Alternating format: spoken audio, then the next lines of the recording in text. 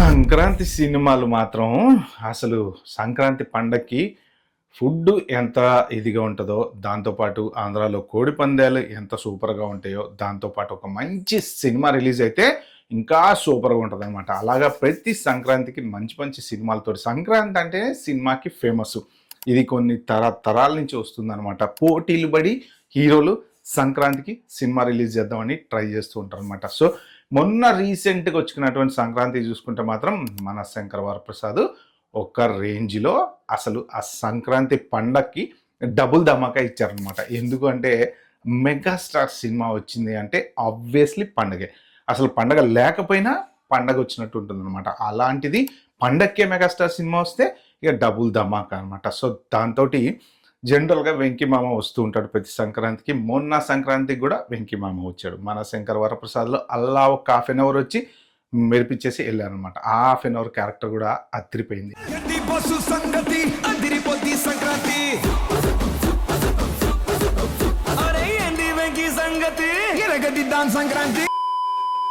సినిమాలో ఒక particular person megastar రేంజ్లో ఆయనతో పాటు సమానంగా యాక్టింగ్ చేస్తుంటే చూడడానికి 2 కళ్ళు సరిపోవు. సో అంత బాగా తీశాడు అనిల్ రావిపూడి. అయితే ఇప్పుడు నెక్స్ట్ సంక్రాంతికి ఎవరెవరు పోటీ పడబోతున్నారు? ఎందుకు అంటే సంక్రాంతికి సినిమా రిలీజ్ అవుతుంది అంటే, కానీ ఒక పెద్ద సినిమా పెద్దగా హిట్ అయ్యి ఇంకొక సినిమా అదే రేంజ్లో పెద్ద సినిమా అయి ఉండి 2 సినిమాలు బాగా హిట్ అయినాయి అనుకోండి, కొంచెం చూడాలన్నా కూడా మనం అటు ఇటుగా ఆలోచిస్తూ ఉంటాం, అరే ఈ సినిమా పోవాలా ఈ సినిమా పోవాలని. కాబట్టి ఈ సంక్రాంతికి ఎవరెవరు పోటీ పడబోతున్నారు అంటే 2027 సంక్రాంతికి మన చిరంజీవి బాయ్, బాలయ్య బాబు, నాగార్జున, వెంకీ మామ వీళ్ళు 4 పోటీకి దిగబోతున్నారు అనమాట. సో మొత్తానికైతే చిరంజీవి సినిమా కూడా విశ్వంబర అయితే ఈ జూన్లో రిలీజ్ అవుతుంది అంటున్నారు. కాబట్టి నెక్స్ట్ మెగాస్టార్ సినిమా ఖచ్చితంగా డెఫినెట్గా సంక్రాంతికి, ఎందుకంటే మొన్న సంక్రాంతికి హిట్ కొట్టారు కాబట్టి నెక్స్ట్ సంక్రాంతికి బాబీ ఖచ్చితంగా మన మెగాస్టార్ని పోటీలో దింపుదామని అయితే ఖచ్చితంగా ఆలోచిస్తున్నాడు. సో నెక్స్ట్ ఇక దీనికి పోటీగా బాలయ్య బాబు దిగుతాడని న్యూస్ అయితే చక్కర్లు కొడుతుంది. మరి బాలయ్య బాబు ఏ సినిమాతో వస్తాడు, గోపీచంద్ మల్లేని సినిమాతో వస్తాడంటే మోస్ట్ ప్రాబ్లీ గోపీచంద్ మల్లేని సినిమా ఇంకా షూటింగ్ కంప్లీట్ చేసుకొని రిలీజ్కి దగ్గర పడలేదు అని చెప్పి ఒక న్యూస్ ఉంది.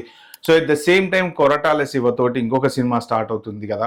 సో కాబట్టి కొరటాల శివ సినిమా షూటింగ్ ముందు అయిపోతే అది రావచ్చు, లేదు గోపీచంద్ మల్లేని సినిమా ముందు కంప్లీట్ అయిపోతే అది రావచ్చు. సో ఈ రెండిట్లో మొత్తానికైతే ఏదో ఒక దాంతో మాత్రం ఖచ్చితంగా బాలయ్య బాబు సంక్రాంతికి పోటీ పడదామని ఆలోచిస్తున్నాడు. దాంతోపాటు మన వెంకీ జనరల్గా సంక్రాంతికి F2తో మెప్పించాడు, F3తో మెప్పించాడు, సంక్రాంతికి వస్తున్నాంతో మెప్పించాడు.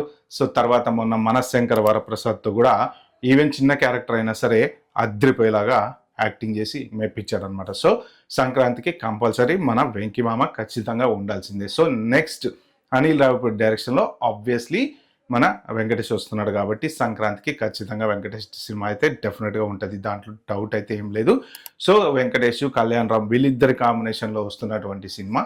సో ఇక అది సంక్రాంతికి రిలీజ్ అయ్యేటువంటి ఛాన్స్ ఉంది. దాంతోపాటు ఈసారి వెరైటీగా నాగార్జున కింగ్ 100తో సంక్రాంతికి పోటీకి వస్తున్నాడు అని అయితే ఖచ్చితంగా సోషల్ మీడియాలో న్యూస్ అయితే వస్తుంది. సో మరి ఇక నాగార్జున మరి కుబేరా తర్వాత కొంచెం డిఫరెంట్గా సెలెక్ట్ చేసుకున్నాడు, స్టోరీ సెలెక్ట్ చేసుకుని సోగ్గాడే చిన్ని నాయన సినిమా సూపర్ సక్సెస్ అయింది ఒకప్పుడు. దానికి సీక్వెల్గా బంగారు రాజు అనేసి మన కళ్యాణ్ కృష్ణ డైరెక్షన్లో వచ్చింది. సో ఆ బంగారు రాజు కూడా బ్రహ్మాండంగా సక్సెస్ అయింది. కాబట్టి ఇప్పుడు పార్ట్ 3 అంటే జనరల్గా సీక్వెల్ తీసుకుంటూ పోతూ ఉంటారు కదా కొన్ని సినిమాలు సక్సెస్ అయినప్పుడు. సో పార్ట్ 3 వచ్చేసి బంగారు రాజు తర్వాత ఇంకొక సినిమా కళ్యాణ్ కృష్ణ ప్లాన్ చేశాడు. సో అది కూడా షూటింగ్ స్టార్ట్ అవ్వబోతోంది, అది సంక్రాంతికి రిలీజ్ కాబోతుంది అనేసి న్యూస్ అయితే విపరీతంగా చక్కర్లు కొడుతుంది. సో చూద్దాం మరి నెక్స్ట్ 2027 సంక్రాంతి విన్నర్ ఎవరో, బాలయ్య బాబా, మెగాస్టారా, వెంకీ మామ, నాగా. సో మీరేమనుకుంటున్నారో కింద ఖచ్చితంగా కామెంట్లో అయితే మెన్షన్ చేయండి. సో ఈ ఇయర్ విన్నర్ ఎవరు కొట్టారో మీకు తెలుసు కదా, మన శంకర్ వరప్రసాద్తో మన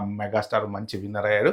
సో 2027లో నెక్స్ట్ సంక్రాంతి విన్నర్ ఎవరు అనేది మనం ఖచ్చితంగా వెయిట్ చేసి చూడాల్సిందే. Okay friends, bye bye, have a good day.